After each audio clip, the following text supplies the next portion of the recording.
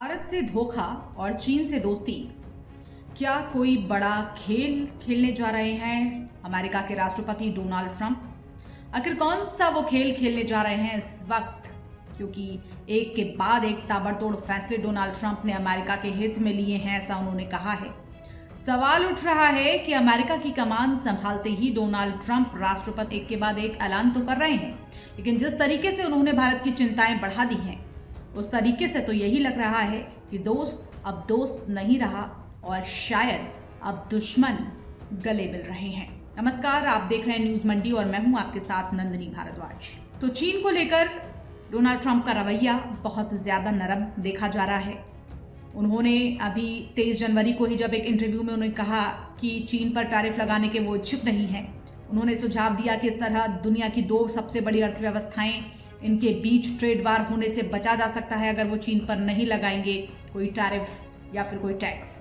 ऐसे में हालांकि वो लंबे समय से चीन पर भारी टैरिफ लगाने की बात करते रहे हैं, लेकिन अब अचानक ऐसा क्या हो जाता है, एक इंटरव्यू में वो ये कहते नजर आते हैं कि अब वो इस मूड में नहीं है कि वो चीन पर कोई टैरिफ लगाएं। एक फॉक्स न्यूज के साथ इंटरव्यू में डोनाल्ड ट्रंप ये कहते नजर आते हैं कि चीन के लिए हमारे पास सबसे बड़ी ताकत टैरिफ है, लेकिन वो चीन के साथ ऐसा नहीं करना चाहते हैं और मैं भी इसका इस्तेमाल नहीं करना चाहता हूं, लेकिन चीन के लिए हमारे पास ये जबरदस्त पावर है। डोनाल्ड ट्रंप ने इंटरव्यू के दौरान चीनी राष्ट्रपति शी जिनपिंग की तारीफ कर दी और कहा कि वो उनके अच्छे दोस्त हैं और उनके साथ हाल ही में जो बातचीत हुई वो काफी अच्छी रही। तो इससे पहले डोनाल्ड ट्रंप राष्ट्रपति चुनाव में अपने अभियान के दौरान कई बार चीन पर 60% तक भारी टैक्स लगाने की बात करते नजर आए थे, लेकिन राष्ट्रपति बनने के बाद डोनाल्ड ट्रंप के सुर बदले और वो ये कहते नजर आए कि वो अब चीन पर 10% ही टैरिफ लगाएंगे, जबकि उन्होंने पहले भारी टैक्स लगाने की बात कही थी। और राष्ट्रपति बने उसके बाद उनके सुर बदले। मंगलवार जब 21 जनवरी को डोनाल्ड ट्रंप ये कहते नजर आए चीन पर शुल्क लगाने का फैसला इस तथ्य पर आधारित होगा कि वो मैक्सिको और कनाडा को फेंटानिल भेज रहा है या नहीं। फेंटानिल एक तरह का मादक पदार्थ है जो हेरोइन से 50 गुना अधिक शक्तिशाली और नशा पैदा करने वाला पदार्थ है। तो भारत के लिए चिंताएं बढ़ा दी हैं ट्रंप ने। ऐसे कौन कौन से फैसले हैं उनका भी जिक्र कर लेते हैं, क्योंकि डोनाल्ड ट्रंप ने राष्ट्रपति पद की शपथ लेते ही ये चेतावनी दी थी कि वो भारत समेत सभी ब्रिक्स देशों से आने वाले सामानों पर 100% टैरिफ लगाएंगे। हालांकि उन्होंने चीन पर टैरिफ न लगाने की बात कही और ब्रिक्स देशों पर उनकी तरफ से ऐसा कोई बयान अब तक नहीं आया है। डोनाल्ड ट्रंप ने अमेरिका में गैर कानूनी तरीके से रह रहे विदेशी नागरिकों पर कार्रवाई करने की भी योजना बनाई है। इनमें भारतीय शामिल हैं। US immigration and custom enforcement की माने तो ICE ने पिछले महीने 15 लाख ऐसे लोगों की लिस्ट बनाई थी जो अमेरिका में अवैध रूप से रह रहे हैं और इनमें 18,000 लोग तो भारतीय ही हैं। और देखा जाए तो ट्रंप प्रशासन के सख्त रवैये से भारतीयों की चिंताएं बढ़ गई हैं। ऐसे में देखा जाए तो भारतीयों को वापस लाने की योजना भी बनाई जा रही है। भारत सरकार इस पर काम कर रही है। लेकिन जब डोनाल्ड ट्रंप ने उनके बर्थ सर्टिफिकेट वाला जो सिटीजनशिप का मुद्दा था वो ही खत्म कर दिया। 20 फरवरी से उन्होंने ये ऐलान कर दिया कि अब अमेरिका में जो प्रवासी हैं उनके प्रवासियों के बच्चे अगर जन्म लेते हैं तो वो अमेरिकन नहीं बन पाएंगे। ऐसे में बर्थ राइट सिटीजनशिप खत्म करने की ट्रंप की घोषणा ने भारतीयों की धुकधुकी एक तरीके से और बढ़ा दी है और ट्रंप ने अब जन्म के आधार पर नागरिकता देने के अधिकार पर रोक लगा दी है। हालांकि एक फेडरल जज ने अब इसे असंवैधानिक करार दिया है। ये जज ने बोला है कि जज ने एक तरीके से अभी डोनाल्ड ट्रंप के इस फैसले पर स्टे लगा दिया है कि 20 फरवरी तक, क्योंकि देखा जा रहा था अस्पतालों में काफ़ी भीड़ थी और महिलाएं यहाँ तक उतारू हो गई थी कि वो अपने बच्चे को प्रीमेच्योर पैदा करना चाहती थी। 20 फरवरी तक होड़ लग चुकी थी अस्पतालों में।